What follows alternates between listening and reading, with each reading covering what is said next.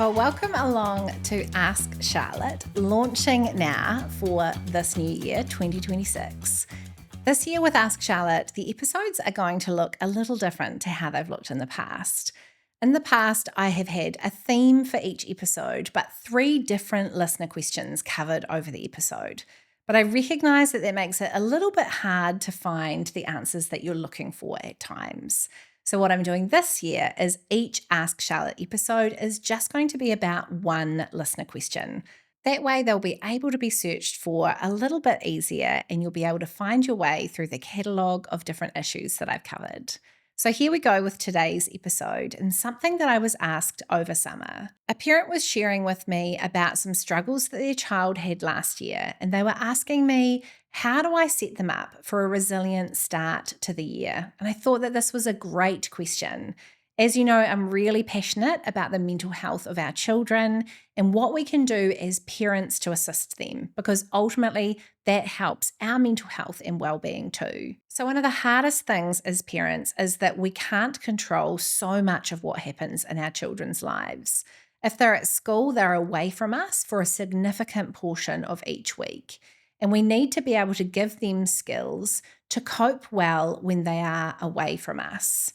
And what I want to be clear about here is that resilience isn't about toughening up our children or them being resilient in a bounce back and you'll be right, get going again kind of a way.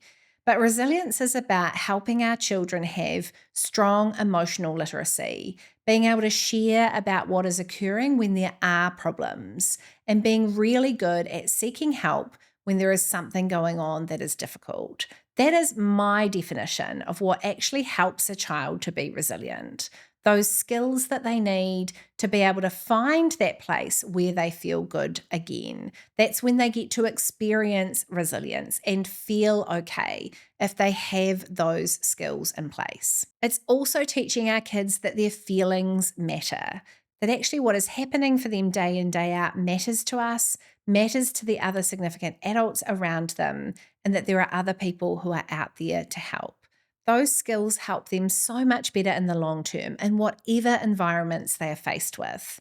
And they are so much better for their long-term mental health than this constant try harder and just toughen up message. So one of the key things with our kids is actually helping define what isn't okay. Because remember, this is their first rodeo. They are living through this really complex social world for the very first time. And sometimes we can assume they know certain things or they're learning particular things at school that actually we need to reinforce at home or perhaps even cover for the first time. So one of the key things there is talking about what is and isn't okay socially. What kind of scenarios constitute bullying? So if they're being left out, if they're being picked on, if people are saying unkind things about them and that's repeated and targeted at them, that's bullying and that isn't okay.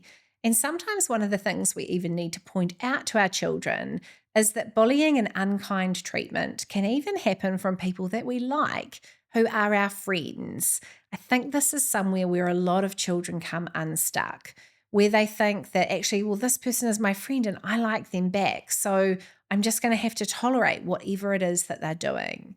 That can get really sticky for children in their social relationships. So being clear with them as a parent about what is and isn't okay, what kind of behaviours they shouldn't tolerate and that they need to get help with is something that is very important for you to be reinforcing and giving clear messaging around within your parent-child relationship. Now, building the emotional literacy and capacity of your children to share what is happening for them emotionally is so important. Coupled with this is being able to have times where your child is able to talk to you. Now, I know the realities of busy family life, of the dinner rush, the hustle out the door in the morning, the after school activities, the busy weekends juggling social things and sports. I get it that it looks pretty full on for most families. But being able to have some little rituals and moments where your children do get a slice of your undivided attention is really important. So maybe that's lying with them in bed at night. Maybe that's having a chat before you read a bedtime story with them. Maybe that is having an opportunity where they just go out with you every couple of weeks. Whatever that looks like to fit your child, having time when they're asked how they are or if there's anything that they've got to share with you is super important.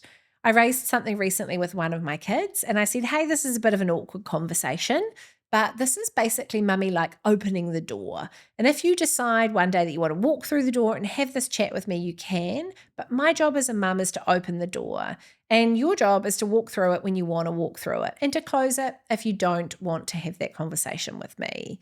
The child very quickly said, I'm closing the door. But I know that I can revisit that conversation and they get it that it's my job to ask about this particular thing. So being able to have rituals, language, expectations that they will talk to you, I think is really important. It is my job as a parent to know how you are and to know that you're okay. So of course I'm going to ask you these questions. I think a lot of parents unfortunately accept that their child just won't talk to them, that they can't get anything out of them about their day. And I actually think we can be a bit more creative than that and set the expectation from our kids that we do need to know how they are and what is happening for them. Sometimes we need to do a little bit of role modeling around this as well and share a bit about our day or the things that have been highlights or lowlights within our day. I've got a great episode all about how to get your child to talk about feelings if you want to check that out. And I've also developed something ready, fresh for the new year called Table Talk, which is a little game that you can play at the dinner table with hundreds, literally, of questions that you can use to ask them about their day and to get them building some good emotional literacy. That's available now on my website if you want to check it out. The other thing I think we can do as parents to support our children emotionally and with their level of resilience is to nurture their social relationships. Now, I have quite a few play dates with my kids that I really value and prioritize. Because for me, having the opportunity to coach my kids socially, not to helicopter over them and to be too involved, but to help kind of see what's going on in their patterns and social situations is something that is really helpful. And nurturing those good relationships, helping them see what relationships make them feel good, who they play well with, is something you can actually get a bit more involved with as a parent if you have the capacity to do so.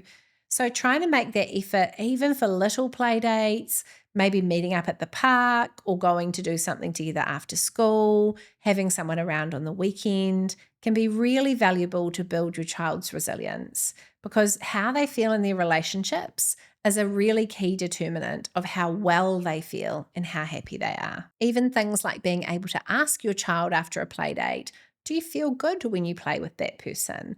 I noticed there was a little moment when this happened. How was that for you? So you don't have to get ultra involved and be playing with them flat out in the play date, but you're able to observe and see things that you can pick up and help your child with.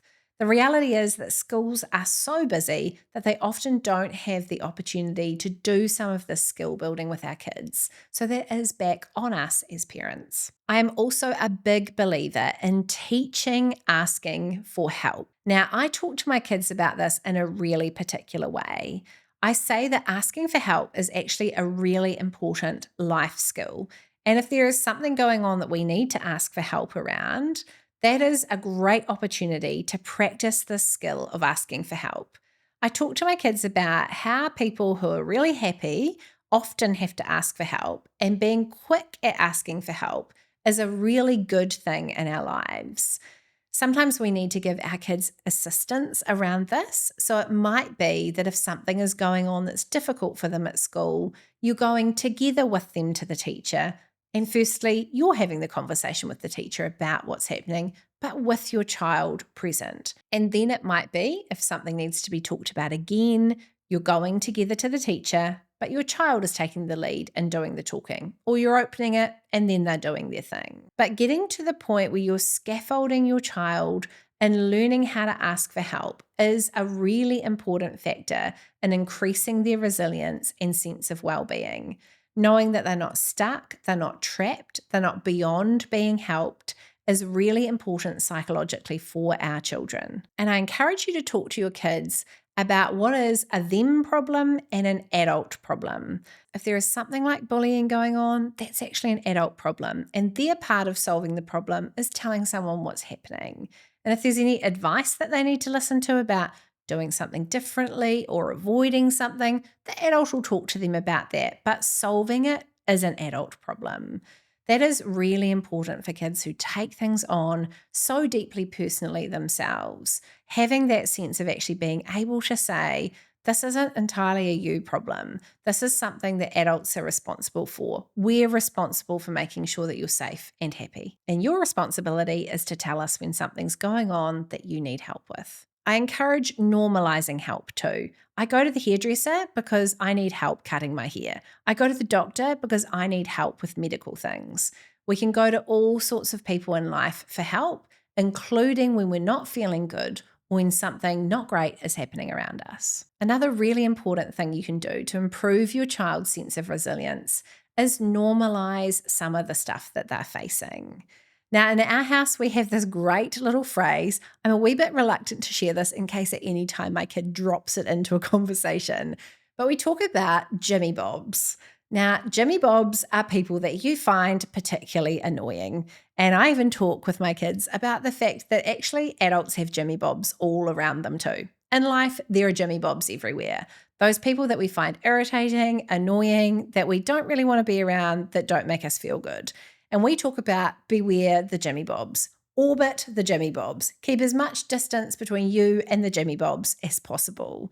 And the reality is that there will be people who like these people that we struggle with, who are their friends, and that is great. But we're all allowed to have people that we have a bit of tension with, that we don't particularly gel with, and that we want to keep some space from. So beware the Jimmy Bobs, our little family phrase that you might want to pick up too. So if you're wanting to set your child up for a really resilient start to the year, think about how you scaffold their social relationships, how you teach them to ask for help and support them in that, how you improve their emotional literacy and set the tone that you as a parent do want to know how they are and what's happening, how you define what is and isn't okay, and how you teach them the normal life experience of avoiding the people who don't make us feel the best. You don't have to do it all perfectly and you don't have to do it all at once, but hopefully there are a couple of little tips in today's episode that help you set your child up for the year.